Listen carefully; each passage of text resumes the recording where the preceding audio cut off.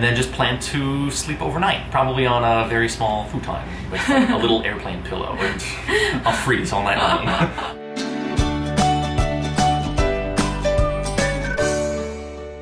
Hi guys! Hi guys! So Priscilla and I decided to sit down and talk with you guys today about a little update here as far as her laparoscopy for endometriosis surgery. As you know, we've been going through the motions this last week. A lot of testing, a lot of back and forth between home and downtown to get it all done.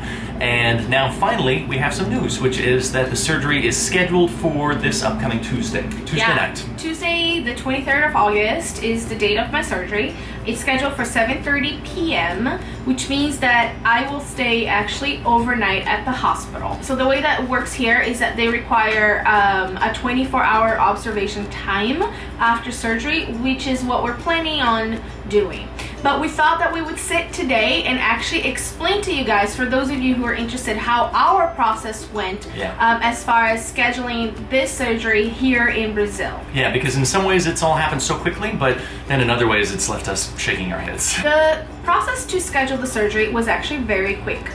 We have private insurance. It's not insurance connected with a job or is not public health insurance from Brazil, which helps to speed up the process because obviously if you guys live in Europe or in Australia or in other countries where you get access to public health, you know that it's wonderful to have public health because there is no cost involved, you know, with your healthcare. However, sometimes it can take a while for you to get appointments and surgery booked. Yeah. The advantage of having private insurance for us is that, you know, things move along quicker.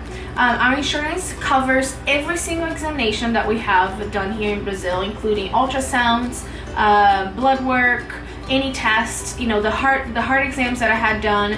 Every single thing is covered, and doctor's fees as well if your doctor is part of your insurance network. It's wonderful for us that nothing additional comes out of our pockets and that things can be moved along quicker because it's a private company. But, and there's a big but, things here happen in Brazil a little bit more personally than they do in other countries, at least that we've... That's our experience. That's been our experience. Yeah. And that's both a really great thing and then like a mind-blowingly inefficient thing. For us in this last week, you saw us getting all of our testing taken care of. You saw the EKG and blood work that Priscilla had to get. But what you didn't see were the multiple trips back and forth that we had to take to this insurance administration office to deal with people and to correct little errors, little clerical human errors that were made on their part. The first error that they made was that they assigned Priscilla's surgery to the wrong doctor.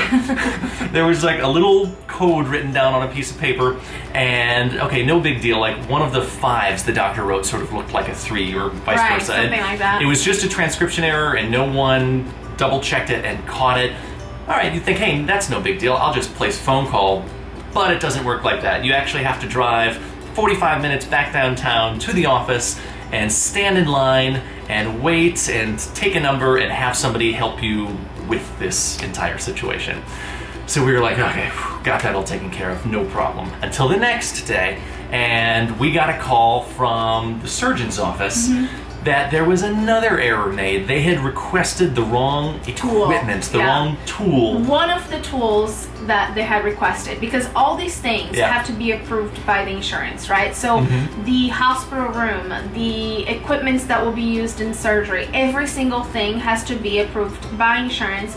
And if there is one small mistake and you approve the wrong thing, obviously the tool that you need is not in the approved list. And we needed tweezers apparently in this case. A different note, we needed a specific type of tweezers. Right. And they just requested tweezers, like general tweezers. I'm picturing that they assigned like a little pair of tweezers for the surgery when it needed to be like great big like laboratory pincers or something. I don't even know how you say that. Yeah, it's probably like a specific type of tool of tweezers or whatever that you use for this kind of surgery, and they requested the general tweezers that are, I don't even know if it's tweezers, but that's the name in Portuguese. Yeah, and we thought, hey, no big deal, a phone call will fix this, right? Nope. No. Drive back downtown, 45 minutes, go to the office again, deal with rush hour and all of that, just so you can again take a ticket, talk to someone, to talk to another person who needs to call over 3 assistants, and then they're all like furiously typing away at this computer to figure out how to get the right tweezers there for the surgery. But in the end, we got it. And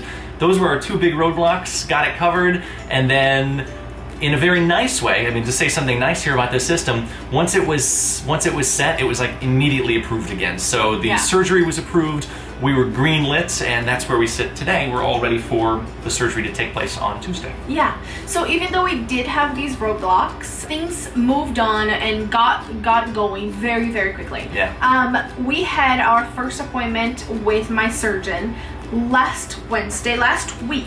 So you guys are seeing this video on Saturday. It wasn't the previous Wednesday, but the week before. And the very next Thursday, we went to the insurance office and requested the approval, and we got the approval on Saturday. So 2 days to get the surgery approved, which to me was great. Yeah. And we're able to check it online and print out the approval. And that's then on Monday we discovered that the doctor was assigned wrongly. We got this fixed on Tuesday. Then the next day, we found out that this one equipment was wrongly, written, and we got it fixed. However, even though it was annoying to have to go back and forth, we are grateful that to have insurance that will pay for everything, and that really got things going very quickly. So to have surgery scheduled less than 2 weeks after my very first appointment with the surgeon, I think it's a win. 8 days actually, that's all it took. Just over a week, and now the surgery already coming up this next week. It'll be all within 2 weeks from the moment we met the surgeon until the moment it's happening inside of 2 weeks. That's pretty fantastic. I think that's pretty good. Props to you, Brazil. Well done there. So this Tuesday, the surgery's coming up.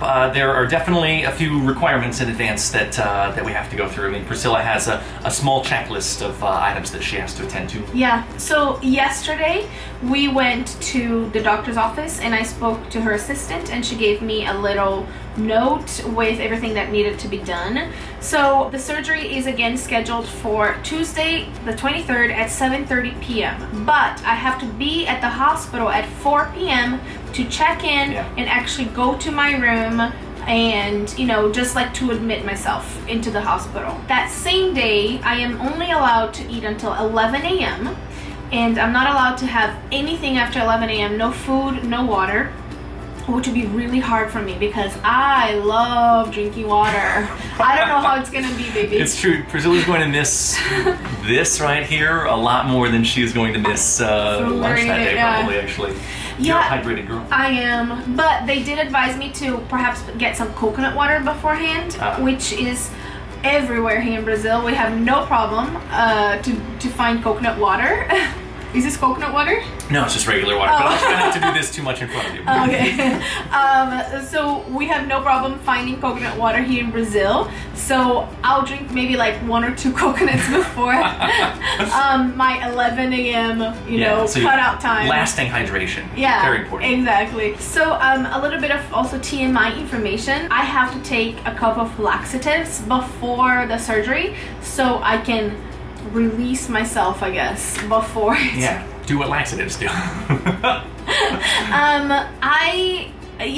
It is what it is. I'm not looking forward to it, but it's something that needs to be done. You have to do it. Yeah. So that's that. That night or that afternoon, we will head to the hospital.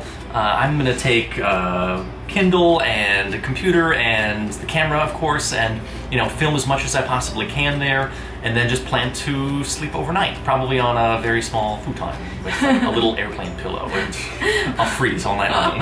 And I'll be there to be supportive, and just we'll go through it together. Yeah. Yeah. So we're looking forward to getting this chapter closed. Hopefully everything is going to go well with surgery. It goes without saying that we would love if you guys could keep us in mind as we go through, this new roadblock. Yeah. As we cross this new roadblock, I would like to think that we're going to be successful at the end, and that anything that needs to be done and cleaned up will be cleaned up, and my tubes will be good to go for procedures. Yeah, because the truth is, we're talking about this as if we're excited for it, because the truth is it's something we have to do, and we're excited to have it all taken care of now, or to get it over with. But we wish we weren't going through this, right? We wish we could have gone straight back into infertility treatment and passed this entire situation up. But it is what it is. We're making the very best of it, and I guess we're excited to be sharing it and to come out the other side. Yeah, we'll be sharing everything about the surgery with you on this coming Thursday. Yeah. So thanks, guys, for watching. And if you did enjoy it, please give us a big thumbs up. And be sure to leave a lovely comment down low. And if you have not already, definitely subscribe. And we will see you guys again soon. Bye. Bye.